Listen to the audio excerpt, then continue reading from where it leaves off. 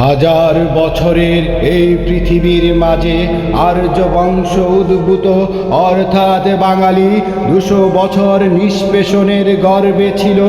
এরই মধ্যে বহুবার পজ ব্যথায় ব্যথিত হয়েছে। অতর্কিতভাবে 25শে মার্চ কালো রাত্রিতে প্রসব ব্যথা চূড়ান্তভাবে শুরু হয়। সেই থেকে বজ্রকম্পিত আর্তনাদে বাঁধ ভাঙা জলের তীব্র গতিতে রক্তক্ষরণ আর রক্তক্ষরণ। ধৈর্যের বাঁধ ভেঙে যায়।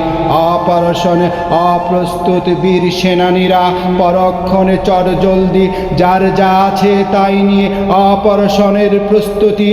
সাহসিকতার সাথে অপারেশন আরম্ভ। রক্তের স্রোতে প্লাবিত হতে থাকে নগর, বন্দর, গ্রামগঞ্জ। হরিত উপত্যকা লোহিত সাগরে পরিণত। একটানা দীর্ঘ 9 মাস অপারেশন চলে।